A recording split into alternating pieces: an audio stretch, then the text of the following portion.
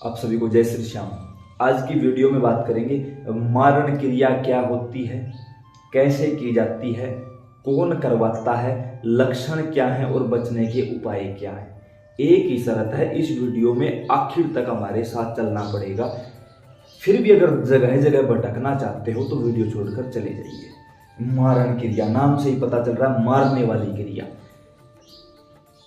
जब कोई दुष्ट प्रवृत्ति का व्यक्ति किसी के ऊपर टारगेट करके गंदी शक्ति, किसी शमशानी शक्ति को, जैसे भूत प्रेत, आहुक वासुक, कच्चा कलवा मसान, या फिर पिशाचनी, डाकनी, शाकनी, इनको अभिमंत्रित करके अपने कब्जे में लेकर किसी के ऊपर टारगेट करके भेजता है कि इसको मारना है, उसको मारण क्रिया बोलते हैं।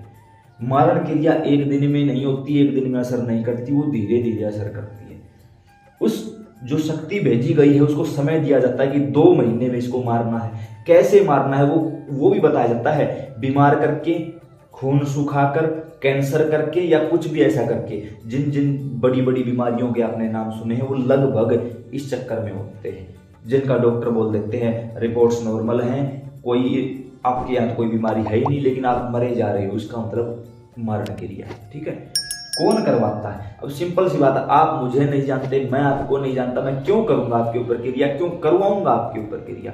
जो अपना कोई हमें जानता है, वो हमारा परिवार का, कुटुंब का, गांव का, रिश्तेदारी का, कोई क्लोज फ्रेंड, कोई कंपटीटर, या कुछ भी हो सकता है, जो हमारे बारे में सब कुछ जानता है। याद रखना, ये नहीं कि आपने मुझे देख लिया, मैंने आपको देख लिया, मैं आपके ऊपर कोई चीज फेंक दूंगा असर कर देगी, नहीं, ऐसा कुछ भी नहीं होता। फिर तो कोई किसी को याद रहने ही नहीं देता।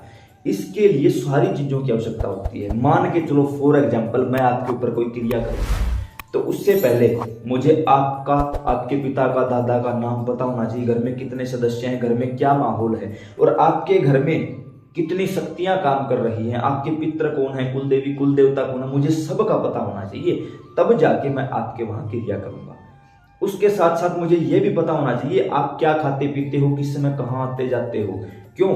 क्रिया करने के लिए भी तो आपके यहाँ कुछ करना पड़ेगा। सबसे ज्यादा क्रियाएं होती हैं श्राद्ध में, जो ये जैसे पेय पदार्थ है, हम बड़े चाव से उमंग में भर के, कोई बोलता है आजा पार्टी मैं दे रहा हूँ, आजा मैं दे रहा हूँ, आजा, ये करते हैं। सावधान सचेत रहो भाई, क्या जरूरत है ये सब कुछ खाने पीने की? किसी का कुछ भी मत खाओ पियो, क्या जरूरत है? जब भगवान ने सब कुछ आपको दे रखा है, आप अपने घर पर रहकर आप आनंदित फलों का आनंद ले सकते हो। आप जरूरी थोड़ी है कोई नशा करोगे। सबसे ज्यादा जो होता है वो सफेद मिठाई और नशे में होता है भाई। खुद हमने अपनी आंखों से देखा है, सिगरेट में पिलाते हुए, खुद अपनी आंखों से, और बड़े चाव से पी रहे हैं। मना भी किया लेकिन नहीं माने, और आज जिस समय ये वीडियो बना रहा हूँ वो इस दुनिया में नहीं है। पहले ही बता दिया था उनको कि ऐसे ऐसे बात है, लेकिन वो नहीं माना। ये कहानी हुई उसके साथ। तो हमारा कोई अपना करवाता है। अब उसके लक्षण क्या हैं? अगर आपके ऊपर शमशानी क्रिया हुई है तो शुरुआत में आपको पता नहीं चलेगा, लेकिन धीरे धीरे, जैसे क्या चीज दिखाई देगी?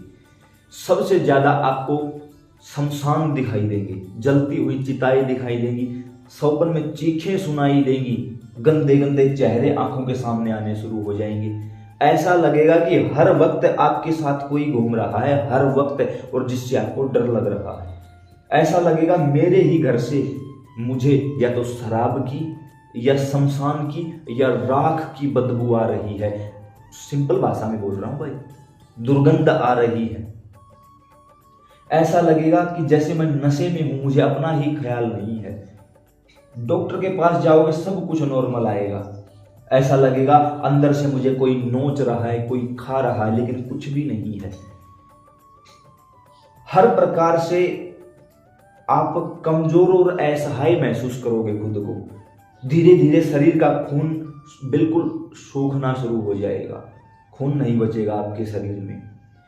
इतने कमजोर हो जाओगे, इतने असहाय हो जाओगे, कुछ भी करने का, किसी भी प्रकार से पूजा पाठ का मन नहीं होगा। घर में लड़ाई झगड़े सिर्फ आप करोगे। इतना सब कुछ हो जाएगा कि आप सोच भी नहीं सकते। छोटे छोटे बच्चे आंगन में खेलते हुए दिखाई देंगे। महिला है तो बच्चे उनके साथ, उनकी गोदी में उनका दूध पीते हुए दिखाई देंगे। ये सारे लक्षण अगर आपके साथ हो रहे हैं तो मारण क्रिया हो चुकी है, और उसके बाद आगे भी बढ़ चुकी है।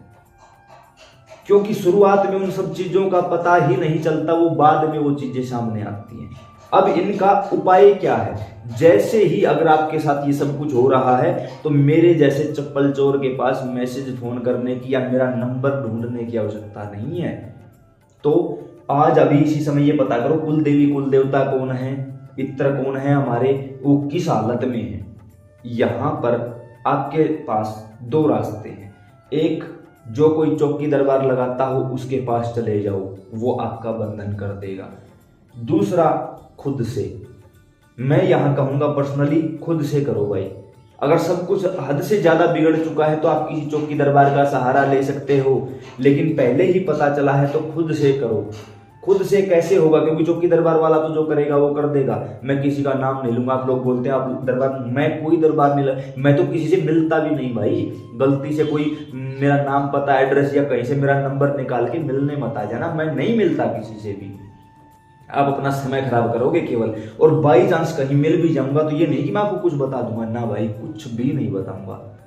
इसलिए सिर्फ वीडियो तक सीमित हूं। कुछ लोग ये भी बोलेंगे अब कमेंट में, जब कुछ बताते ही नहीं फिर क्यों वीडियो बनाऊंगा? कौन रोक देगा मुझे? बनाऊंगा। क्यों? क्योंकि घर बैठे लाखों लोगों को फायदा हो रहा है, बनाऊंगा। अब खुद से क्या करें? पहले तो कुल देवी कुल देवता पितरों का पता करो, उनकी सेवा शुरू कर दो। घर में हाथों हाथ अखंड ज्योति शुरू कर दो, कम से कम 11 दिनों की। किसी भी देवी देवता को आप मानते हो उसके नाम की अखंड ज्योति शुरू कर दो। दोनों टाइम घर में कपूर की फेरी होनी चाहिए। एक वीडियो हमने बनाई है, जल विधि कपूर विधि, अशोक कुमार वीडियो, यूट्यूब पर सर्च करो आ जाएगी। कुल देवी कुल देवताओं का पता कैसे करें, अशोक कुमार वीडियो आ जाएगी। पितरों का पता कैसे करें, अशोक कुमार वीडियो आ जाएगी। एक भी टॉपिक ऐसा नहीं है जिसके ऊपर वीडियो ना हो। आप लोग देखते नहीं, कमी आप लोगों में है। बोलते हो उसने मुझ पर ये करवा दिया, उसने नहीं भाई, कोई किसी पर नहीं करवाता, आप खुद कमजोर हो, इस कारण आज आपके साथ ये सब कुछ घटित हुआ है। पता होता है इन सब चीजों के बारे में, कुल देवी कुल देवता मजबूत होते। औकात थी किसी की कोई चीज को घर के अंदर प्रवेश करवा देता? कोई औकात नहीं थी किसी की। अब अखंड ज्योत शुरू की, सुबह शाम कपूर विधि शुरू की। घर के आसपास ये देखो मंदिर किसका है, किसी भी देवी देवता का मंदिर है, उस मंदिर में आरती में जाना शुरू कर दो। आरती में जाकर अपने लेफ्ट हैंड में एक कपूर रखो, पूरी आरती के दौरान उसको अपने पास रखो। आरती होने के बाद उसको अपने सर से पांव तक एंटी क्लॉकवाइज 7 बार घुमाओ और उस देवता के मंदिर में जलाकर ये बोल दो, कोई भी क्रिया है घर पर या मुझ पर यही रख ले। जब आप ऐसा नियमित 41 दिन तो करोगे मंदिर की आरती में शामिल होकर, 41 दिन के अंदर जो क्रिया थी वो 100 में से 30% रह जाएगी, 70% खत्म हो जाएगी। बची हुई 30% को अगले 41 दिन का संकल्प लेके आप समाप्त कर सकते हो। क्यों? कुछ पाना है तो कुछ करना पड़ेगा। कुछ पाना है, सुना होगा, कुछ पाने के लिए कुछ खोना पड़ता है। बिल्कुल झूठ। कुछ पाना है तो कुछ करना पड़ेगा और कोई इलाज नहीं है, और यही काम आपको करना चाहिए मेरे हिसाब से। तो आपको खुद इस चीज के लिए आगे बढ़ना चाहिए, क्योंकि चौकी दरबारों में मेरे जैसा कोई चप्पल चोर अगर मिल गया आपको, पैसे भी लूट लेगा, समय भी बर्बाद कर देगा, आना जाना कुछ है नहीं। क्योंकि आजकल मेरे जैसे बहुत से पाखंडी एक रात में 2 रात में किसी जिन प्रेत की सिद्धि करके बैठ जाते हैं, ऐसे ऐसे आशीर्वाद देके गुरुजी बने फिरते। नहीं भाई, पाखंडी हैं, किसी के चक्कर में मत पड़ो। आपका कल्याण आपके अलावा दूसरा कोई नहीं कर सकता। जय श्री सीताराम।